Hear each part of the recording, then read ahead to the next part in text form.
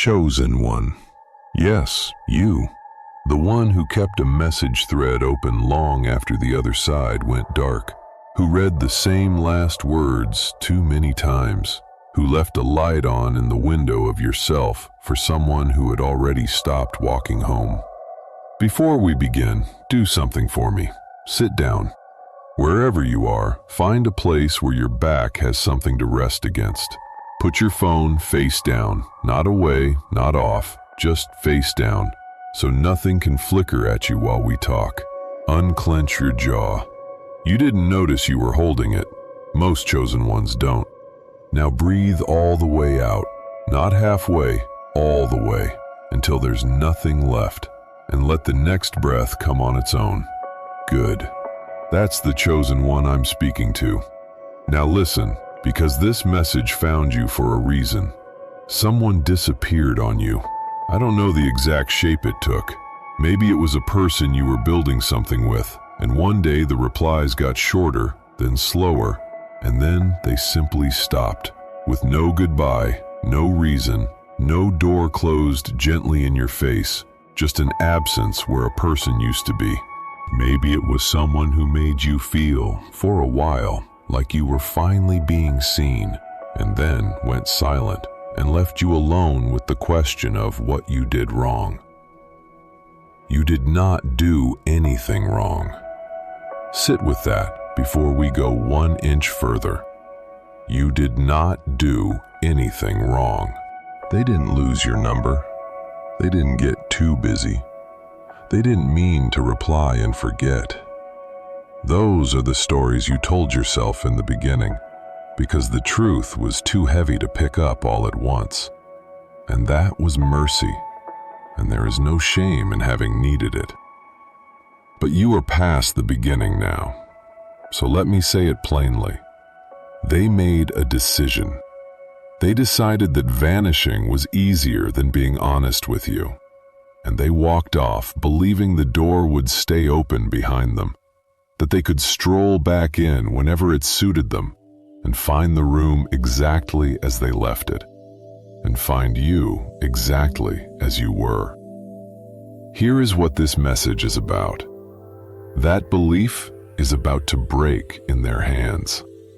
The person who ghosted you is walking, slowly, toward the moment they finally understand the size of what they let go. And they are walking toward it too late to undo a single thing. Imagine this, a house on a dark road, and one window in it that used to be lit every night. A person could see that light from a long way off.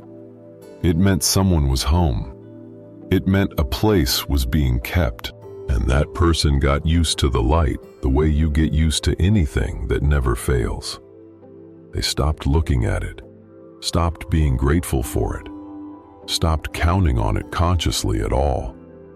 Because why count on something that is simply always there? So they wandered off.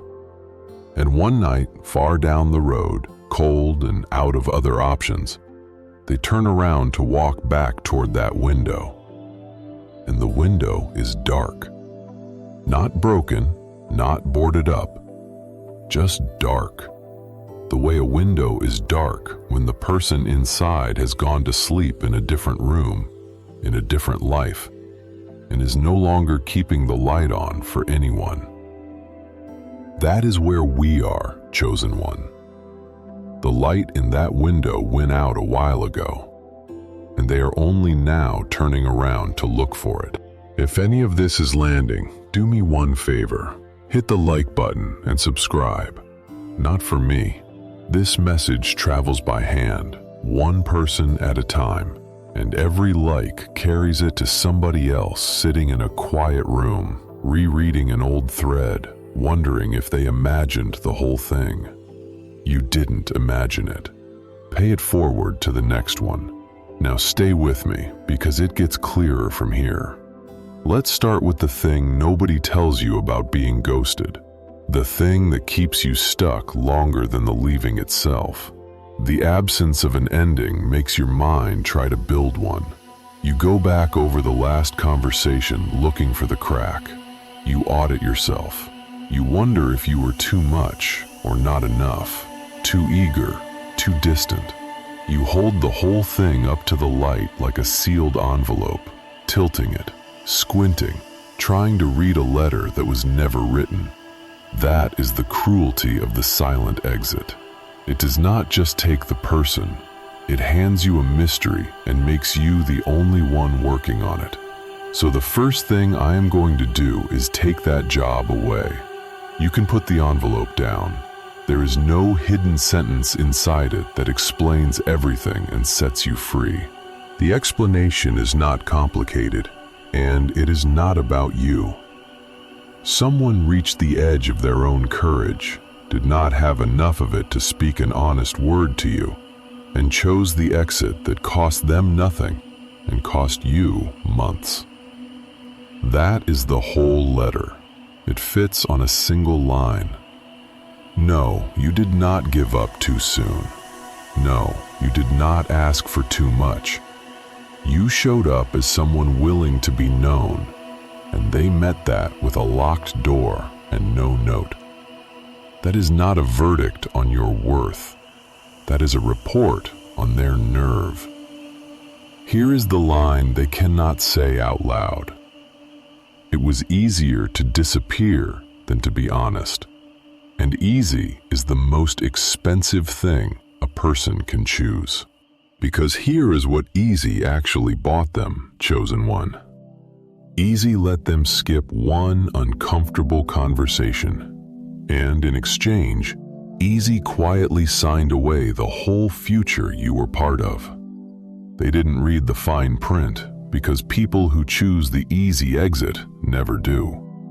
They think they are only ducking a hard moment.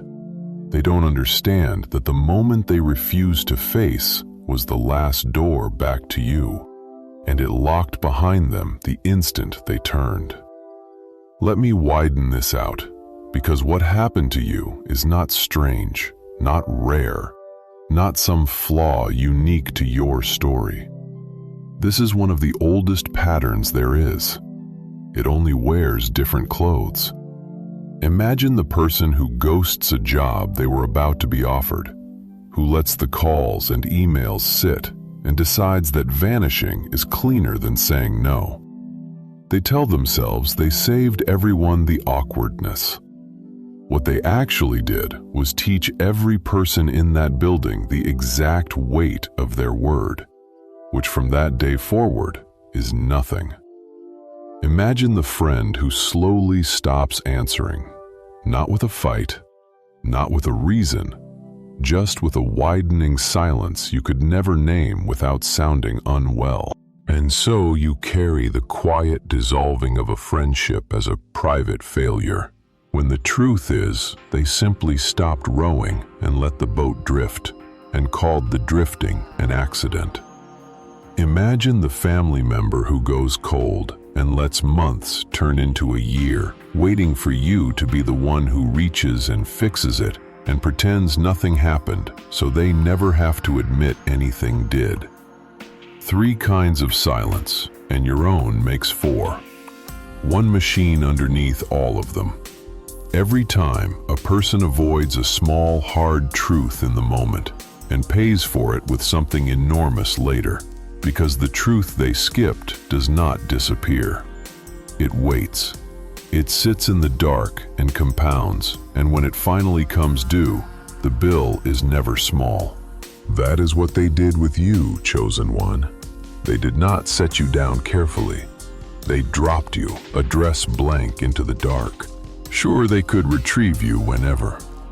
And the retrieving is the part they never planned, because the retrieving is hard. And hard was the whole thing they were running from. Now hear the part that changes the weight in your chest. People who are certain they can get you back do not rush. That is why they took their time. They vanished lazily, casually, on the assumption that you were a fixed point, a permanent address, a light that would burn in that window no matter how long they stayed away. Their whole exit strategy depended on you not moving. It never occurred to them that you were also a person with a life that keeps going, a road that continues past the spot where they stopped walking. Here is the line they cannot say out loud. They didn't lose you when they left. They lost you when you stopped waiting to be left. And that day came, didn't it? I don't know when, but somewhere in there, the checking stopped. The rehearsing of what you'd say if they came back stopped. The little flare of hope every time the phone lit up stopped. It didn't announce itself. It was quiet, the way real endings usually are. But something in you closed a book you had been holding open for far too long with your own two hands. Which brings us to the part you actually came for. Not more comfort. You've had comfort. What comes next is the breakdown. 12 pieces of what the silence set in motion, in the order it actually unfolds, so you can recognize each stage while you are standing inside it, and see clearly why the person who left is walking straight into a wall they built themselves. This is the part of the message where the road forks. Some of you are here because the title caught your eye, and that's fine, you're welcome. But in about 30 seconds, the merely curious are going to drift off, because this is about to stop being general and start being specific. And specific is uncomfortable when it is not your life. Let them go. The rest of you, the ones this was actually made for, are going to do the opposite. You're going to get still. Because you already feel that we are about to name the thing you have been carrying without words. So here's what I'm asking. If you're locked in, drop 444 in the comments. Not for luck. Not because it's a trend. Those 3 digits don't change anything about your life, and I won't pretend they do. They are a signal, a way of raising your hand in a dark room so the other quiet ones can see they are not the only ones still awake in it. You'll be surprised how many hands go up. No, you didn't miss the ending, chosen one. There wasn't one. And a story with no ending is not a story you failed to finish. It is a story that was abandoned by the other author, and abandoned stories belong, from that point on, entirely to you. Let's begin where it began. Number 1. The silence was a choice, not an accident. Nothing that thorough is careless. You have spent a long time softening it in your mind. They got overwhelmed. They didn't know what to say. It wasn't intentional. And I understand the instinct, because the softer version lets you keep a good opinion of someone you wanted to be good. But look at the actual shape of it. A person does not accidentally maintain silence for weeks. Ignoring is not a thing that happens to someone. It is a thing a person does, on purpose. Every time they see your name and choose to look away from it. That is the part that is hard to hold and necessary to hold. Every day the silence continued. It was rechosen. It was not one decision that then coasted. It was a decision they renewed morning after morning. Each time they could have reached out and decided again not to. The disappearance you experienced as one long blank was, on their side, 1,000 small refusals stacked into a wall. Imagine this: a garden that one person planted and both people loved, and then one of them simply stops coming to water it. They just don't show up on the first dry day, and they tell themselves it's only one day. Then they don't show up on the second, and the second is easier than the first because the plants already look a little worse and it feels a little less worth the walk. And every dry day after that, the not coming gets easier and the garden gets thirstier. Until one afternoon they pass by and it's brown, and they say with real sadness in their voice, "Look what happened to the garden." As if the weather did it.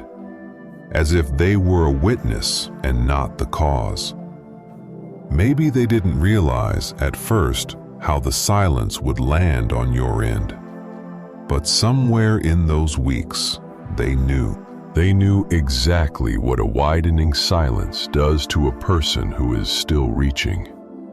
They felt you reaching, and they let the silence answer for them, because the silence let them do the leaving without ever having to own it. Here is the line they cannot say out loud. I didn't run out of words. I decided you weren't worth the discomfort of using them. No, you did not give up too soon.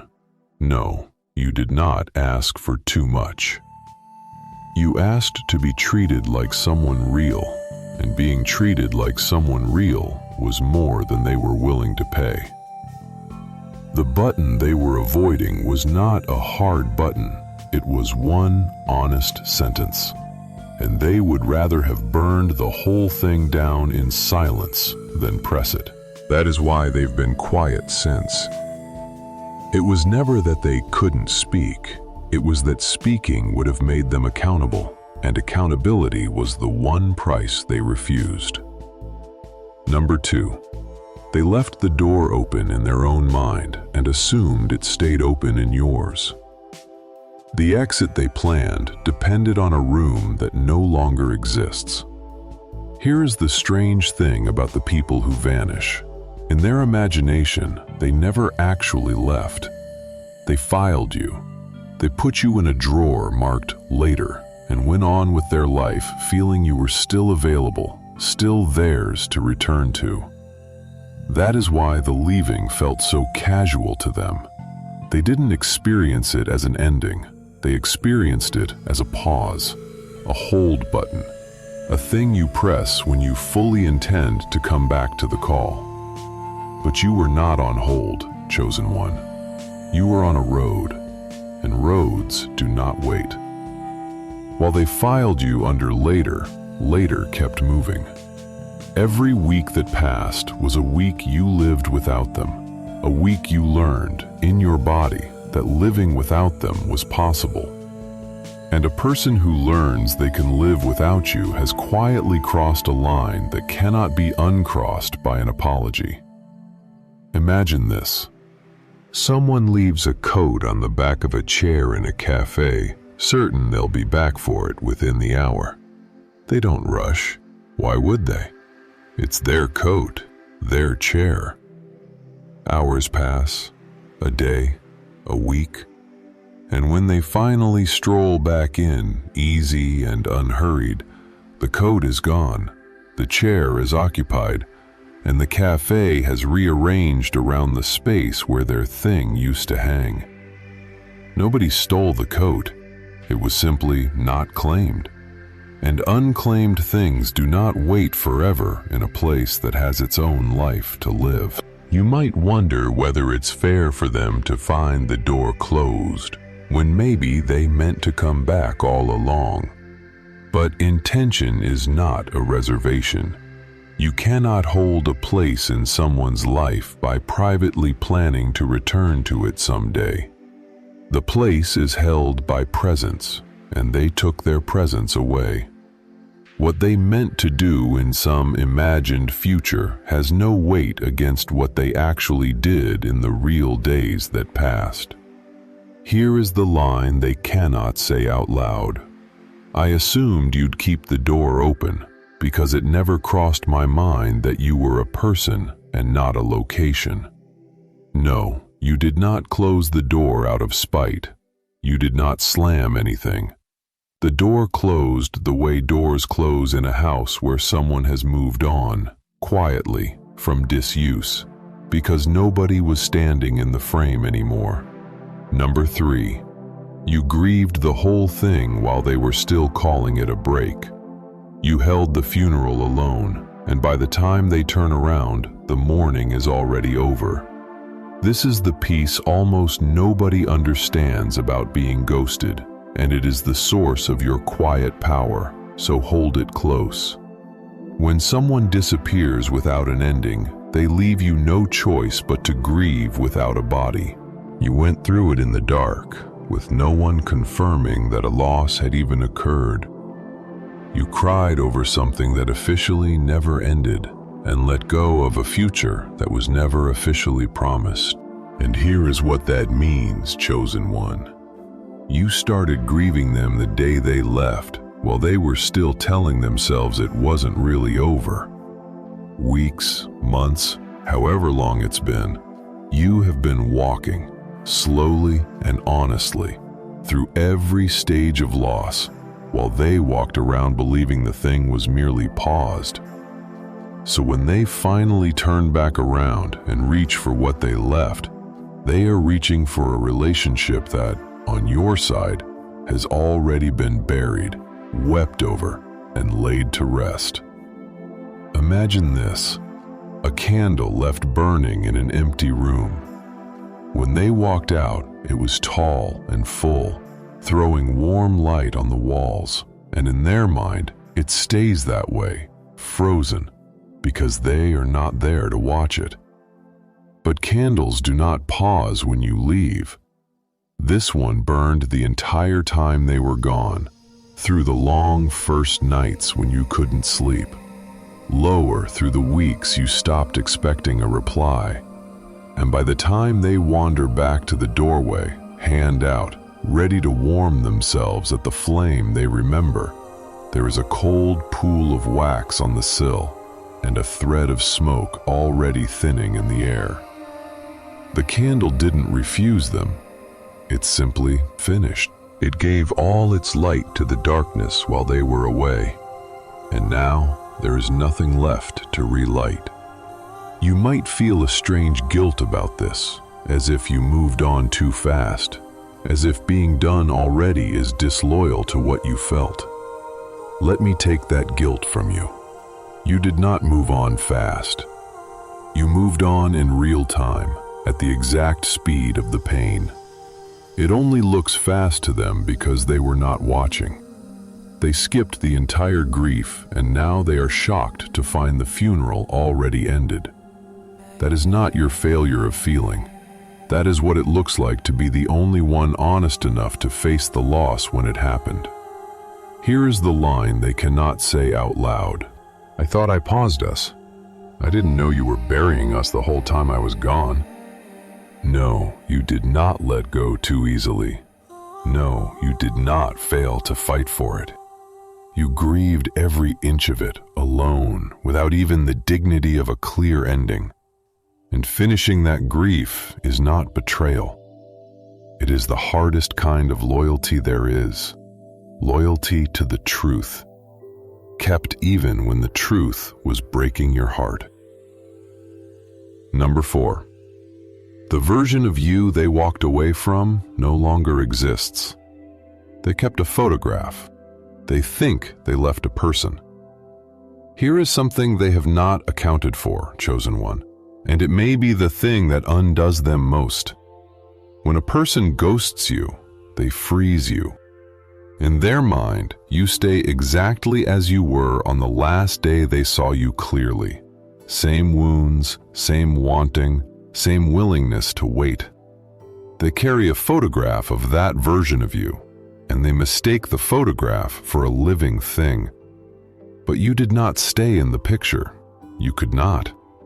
The very silence they inflicted on you became the thing that changed you. Grief remakes a person.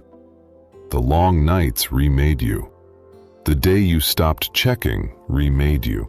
The person they would meet now is stronger, quieter, harder to reach, and no longer available in the way the picture promised. They are not coming back to you. They are coming back to a photograph of you, and photographs cannot love anyone back. Imagine this: a photograph left face up on a sunny windowsill for a season. The person who set it down remembers it perfectly. The colors, the faces, the exact warmth of the day it captured. But the sun has been working on it the whole time they were away, and when they finally pick it up, the image is pale, washed almost to white, a ghost of what they remember. "I didn't touch it," they'll say. And that is exactly the point. They left it in the light and did nothing, and doing nothing was enough to change it beyond recovery. Your transformation did not require their cruelty. It only required their absence. You might wonder whether the old you is really gone or just hiding, whether you'd snap back if they returned with the right words. You wouldn't, and the proof is already in you. Read back your own old messages sometime, the ones from the beginning, and notice how far away that voice sounds. That was a real person, and she was lovely, and she is not who lives here now. You did not lose her. She grew past the reach of the silence. Here is the line they cannot say out loud. "I came back for who you were. I never once considered that leaving you would change who you are." No, you did not become cold. You became current. The person they abandoned was a draft, and drafts get revised by everything that happens after them. They are holding an old edition and calling it you, and the mismatch is entirely their doing. Number 5. The silence itself was the information. You kept waiting for them to tell you who they were. They already had. For a long time, you treated the absence as an empty space, a blank to be filled in later when they finally explained. But absence is not empty, chosen one. Absence is one of the loudest messages a person can send. Every day of silence was a full sentence. Every unanswered reach was a paragraph. They were telling you, continuously and clearly, exactly how much you weighed to them. You were just still hoping the words would arrive some kinder way, in a form that didn't hurt so much to receive. But the words did arrive. They arrived as silence, which is the most honest language a coward speaks. A person who disappears when things get real is not a mystery to solve. They are an answer you already have, written in a language you were reluctant to read because you liked them too much to translate it. Imagine this: a radio you keep tuned to a station you love, and one day the music stops and there is only static. So you sit by it and turn it up, because surely the song will come back. Surely this is a glitch. But the static is not a pause between songs. The static is the message. The tower went dark, and the longer you sit there straining to hear a melody in the noise, the longer you keep yourself from noticing that the concert ended and everyone else went home. The silence was never withholding information from you. The silence was the information, playing at full volume, waiting for you to finally hear it as a message and not as a weight. You might feel foolish now, looking back, for how long you sat by the static. Don't. It is not weak to give the benefit of the doubt to a person you were trying to love. The reaching was never your flaw. It was your character, showing itself in a room where nobody was left to admire it. You did not misread them out of stupidity. You read them slowly out of hope. And hope is not a defect. It only needed better information, and now it has it. Here is the line they cannot say out loud. I told you everything by saying nothing, and I counted on you not wanting to hear it. No, you did not ignore the red flags. You saw them.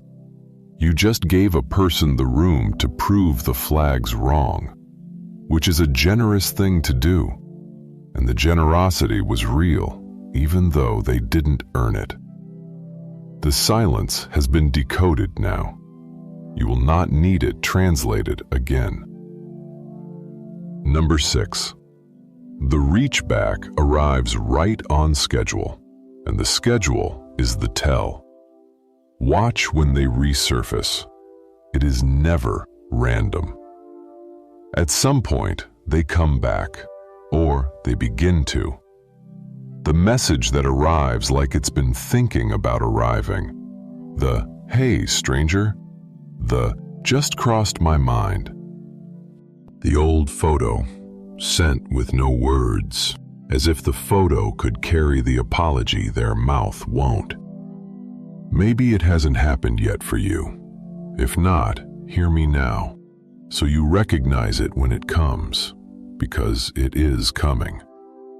The ghost almost always tries to walk back through the wall, and here is what I need you to notice above everything else: the timing. They do not come back when they finally understand what they did. They come back when they finally feel the loss of it. Those are two different clocks, and the difference between them is the whole story. They resurface exactly when their own life gets colder, when the easier option ran out, when the new thing didn't work, when the silence they inflicted on you came around and started sitting in their own house. They are not reaching for you because they see you clearly at last. They are reaching because they got cold, and you were warm once, and they remember the warmth without ever having understood the fire that made it. Imagine this: a person who let a fire in their hearth burn all the way down to nothing, who walked away when it was still throwing heat, sure they could return whenever the night got long. And now the night is long. So they crouch at the cold hearth and hold their hands out over the ashes, poking the dead coals, telling the fire how much they always loved it. But warmth is not summoned by need. The fire gave its heat freely for as long as it could, to a room where nobody stayed to tend it. And a fire gone to cold ash does not reignite because someone finally got around to being cold. It just lies there, telling the truth, which is that it burned for them, and they let it. You might feel the pull of that reach back when it comes. Feel the pull, then look at the timing, and let the timing tell you what the message won't. They are not arriving because you became precious to them. They are arriving because everything else stopped being warm, and you were the last address they remembered where the light used to be on. Here is the line they cannot say out loud: I didn't come back because I finally saw you. I came back because I finally felt the cold. No, you are not cruel for hesitating. No, you are not bitter for reading the timing honestly. Bitterness would be slamming the door and gloating through it, and you are not doing that. You are simply refusing to confuse someone's loneliness with someone's love, and telling those two things apart is not coldness. It is the wisdom you paid for in full. Number 7. Your quiet returns no reading. They came back to take a measurement, and the instrument gave them nothing. When the reach back arrives, understand what it actually is beneath the friendly surface. It is a test. They are not, most of the time, coming with a full heart and a plan to be different. They are dropping a line to see if the old thing is still live, if a single warm message will bring back the eager replies, the availability, the person who was always quietly waiting. The "Hey, stranger" is a thermometer. They are checking your temperature. They want a reading. And here is the devastating part for them, chosen one. You give them nothing to read. Not coldness. Coldness would be its own kind of answer, a signal that you still care enough to be cold. You give them something worse. A warm, brief, unremarkable, completely closed response, or no response at all, offered from a place so settled that it carries no charge in either direction. They pressed the instrument to the surface and waited for the needle to move, and it did not move, because there is no longer any current in the thing they are measuring. Imagine this. Someone returns to a well they used to drink from, a well they walked away from without a word of thanks, and they lower the bucket to check if there's still water down there for them. They are not bringing anything, they are only checking, and the bucket goes down into the dark and comes back up dry, not out of anger, not to punish anyone, but because a well gives what it has to those who tend it, and no one tended this one. The person stares into the empty bucket, and the emptiness tells them what no argument could, that the water they assumed was theirs forever was never guaranteed, and it is gone now, and their casual thirst does not summon it back. You might worry that giving them nothing makes you the bad one, that the mature thing would be to engage, to explain, to give closure. You do not owe a person who denied you an ending the gift of a graceful one. You do not have to hand your piece across the counter to someone who was only there to see if it's still for sale. The empty reading you give them is not revenge. It is simply the honest state of the well. There is no water for casual visitors here anymore, and that is not cruelty. That is the cost of the season they chose to be absent. Here is the line they cannot say out loud. I came to check if I still had you, and I couldn't get a single reading off you. And the blank is worse than a no. No, you did not become unfeeling. You feel everything. You have simply stopped generating a reaction on demand for someone who used to collect them for free.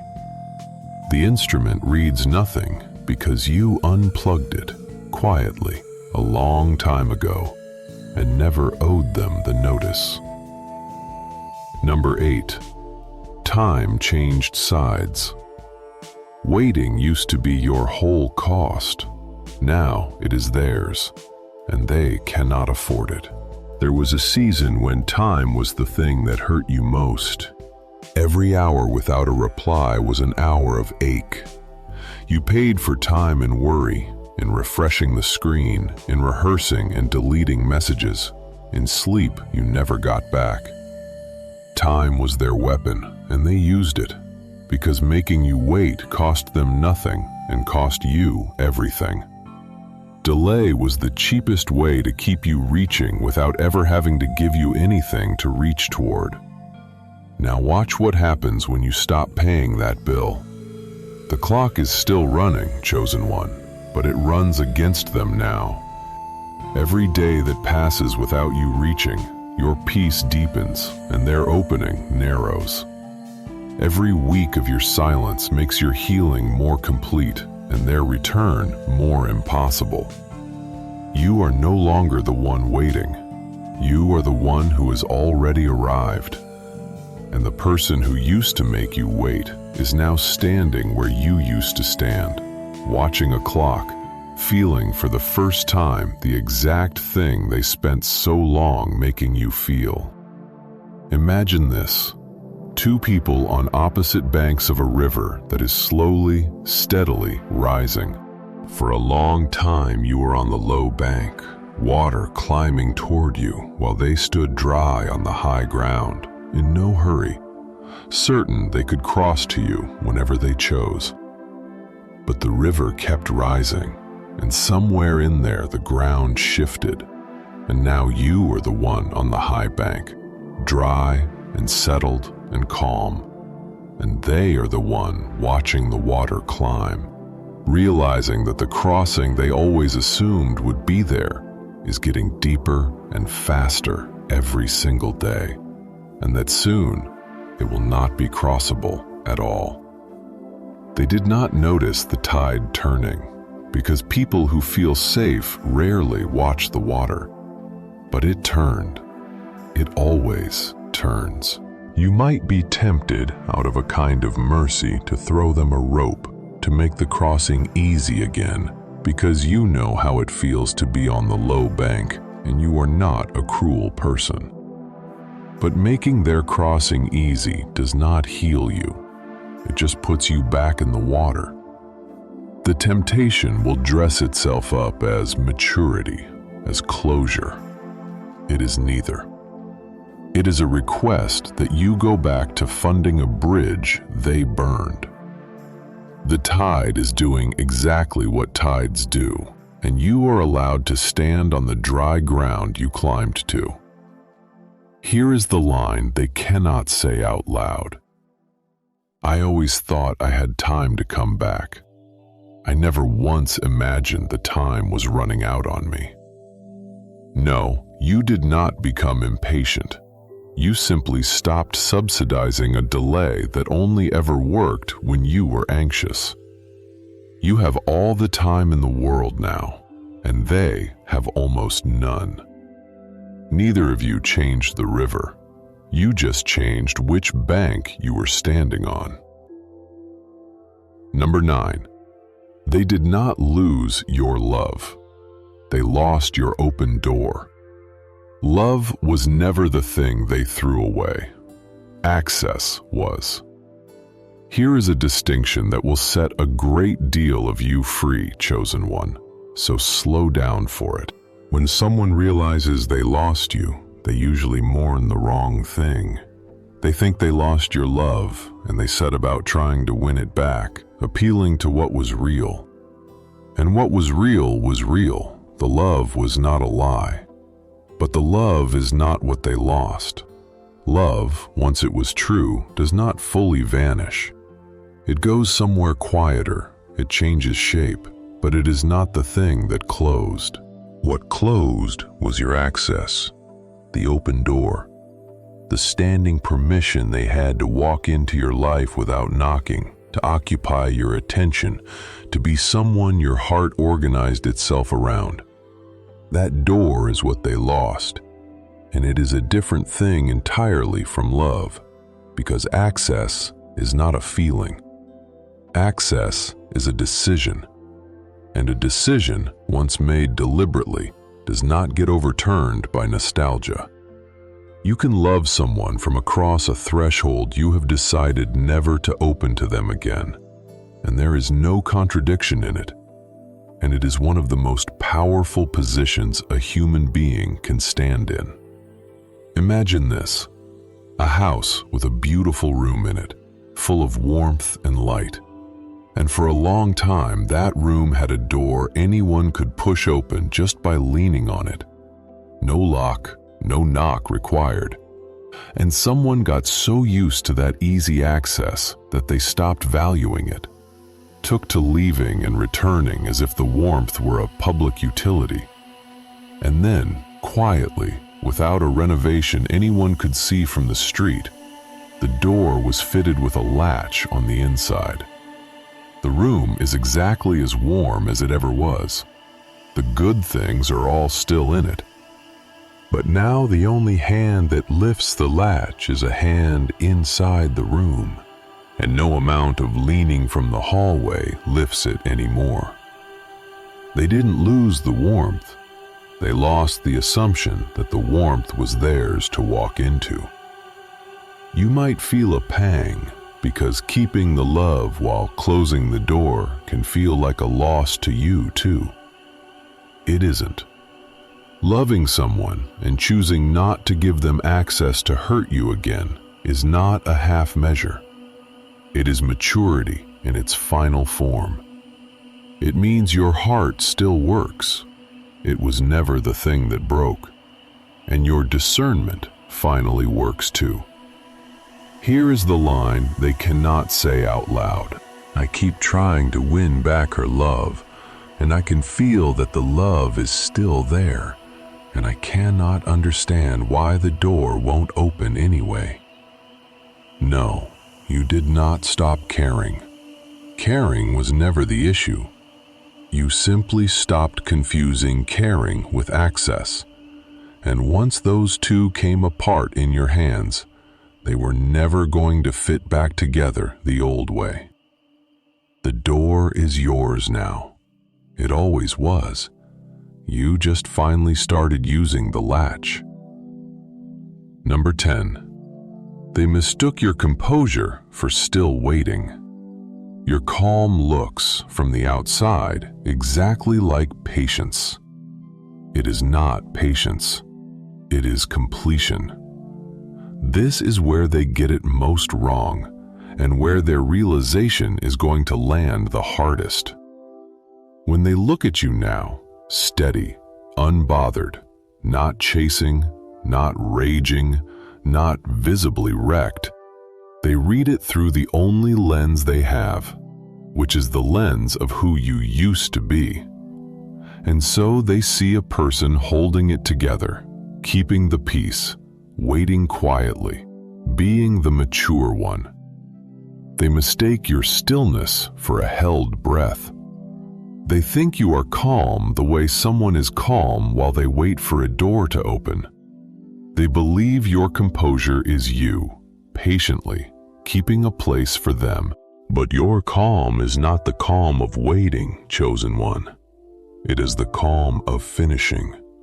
It is the stillness that comes after the storm has already passed through and taken everything it came for. From the outside, those two stillnesses look identical. The quiet of anticipation and the quiet of completion wear the same face. But they are opposites. One is a beginning holding its breath. The other is an ending that has exhaled all the way out. They are staring at your exhale and reading it as an inhale, and building their whole strategy on the mistake. Imagine this: a theater after the show. Someone who left before the final act comes back, pushes through the lobby doors, and finds the house quiet, the seats empty, the stage bare. And because they missed the ending, they read the quiet as intermission. They find a seat and wait for the lights to come back up, glancing at the aisle, certain the second half is about to start. But the show is over. The audience went home an hour ago. The quiet they're sitting in is not the pause between acts. It is the silence of a finished play in a theater, being swept clean for the night. Nobody is coming back out on that stage. The story already ended, and they were not in the room for the part where it did. You might wonder if you should tell them, spell out that you are not waiting. You don't have to. Explaining your completion to someone who abandoned you is just another way of reaching, dressed up as honesty. Your life will say it for you, more clearly than any speech. The way you keep moving, keep building, keep being unavailable in the softest possible way. That is the announcement, and it needs no words. Let them sit in the empty theater as long as they like. The sweeping has already started. Here is the line they cannot say out loud. I thought she was waiting for me to come back. It never occurred to me that she was already gone and just being kind about it. No, you did not go cold. No, you did not shut down. You completed something. And completion is quiet in exactly the way that fools the person who was not present for the ending. Let them misread it. The misreading is not your problem to fix. Number 11. The realization lands all at once, and it lands too late. Understanding does not arrive on a gentle slope.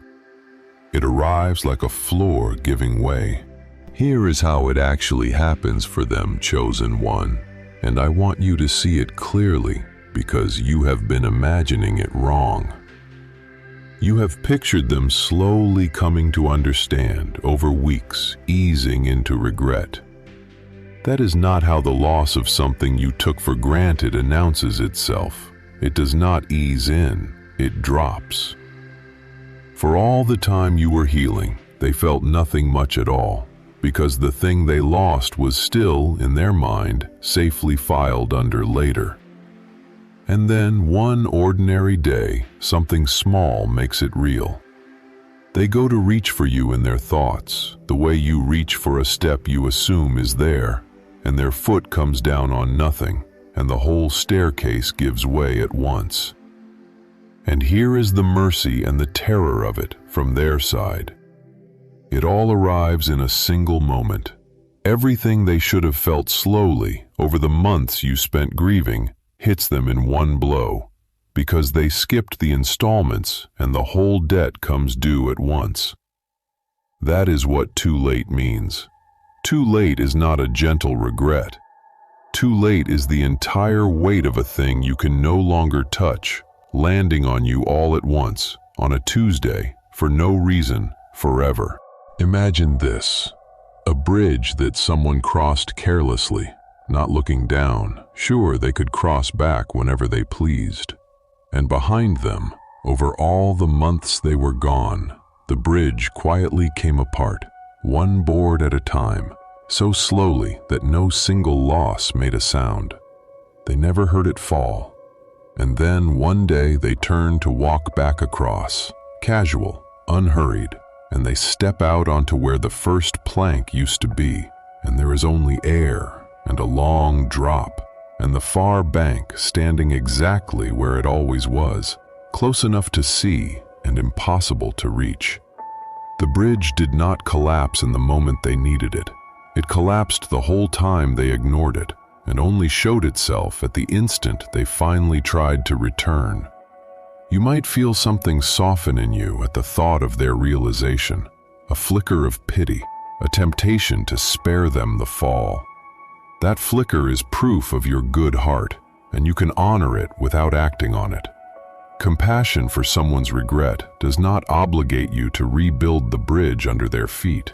The lesson they are about to receive, that people are not locations, that presence is not guaranteed, that easy exits have expensive doors, cannot be taught gently. It has to be felt at full weight, and it is not your job to catch them. Here is the line they cannot say out loud. It didn't hit me slowly. It hit me all at once, on a day like any other, and by the time I felt it, there was nothing left to do with the feeling. No, you did not cause their fall. You were not even in the room for it.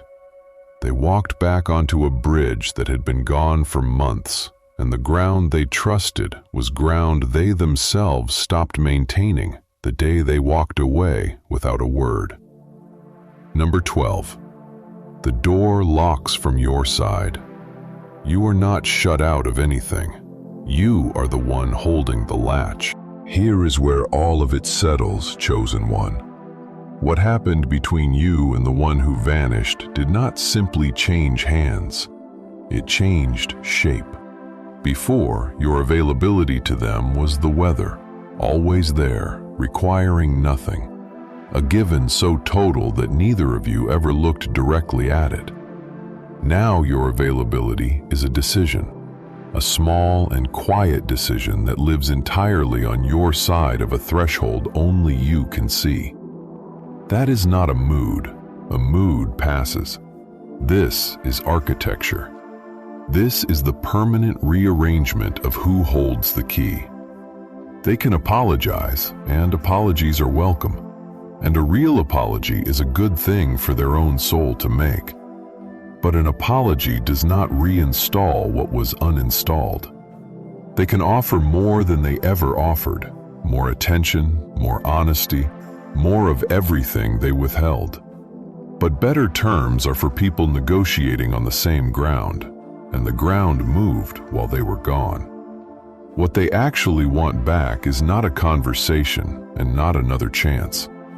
What they want back is the assumption, the effortless open door, the light always on in the window, the you that was simply, permanently there. And the assumption is the one thing that cannot be handed over twice. Once a person learns that your presence was a gift and not a fixture, they can never again receive it as a fixture. The knowing itself is irreversible.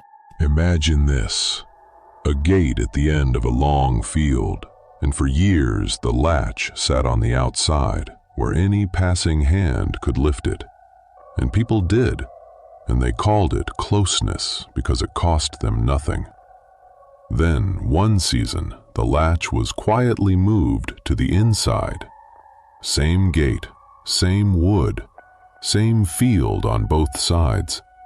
But now the latch lifts only when a hand on the inside chooses to lift it. Nothing was built, nothing was torn down. One small piece of iron changed sides, and the entire meaning of the gate changed with it, forever. The person who used to let themselves in stands at that gate now and pushes and leans and calls through the gap and cannot understand why the wood that always gave way is suddenly a wall, when nothing about the wood has changed, only the latch, only which side it lives on now. You might wonder if you were supposed to seal it, to pour concrete in the gateway, to punish the leaving with a permanent wall. You are not required to, and I would gently steer you away from it, because a sealed gate says the field still needs defending, and your field does not need defending anymore. Leave it a gate. Let it still open. Just keep the latch on your side, and let every future opening be a thing you decide once, awake, on purpose, for someone who knocks and waits and understands that being let in is a gift and not a right. That is not a wall, chosen one. That is a standard. And a standard is the thing you were missing all those years you called it patience. Here is the line they cannot say out loud. I didn't lose her love. I lost the assumption that I could always come back, and the assumption was the only key I ever had. No, you did not overcorrect. No, you did not become someone hard. You became someone who holds the latch, and holding the latch is not the same as slamming the gate. The gate still opens. It simply opens from the inside.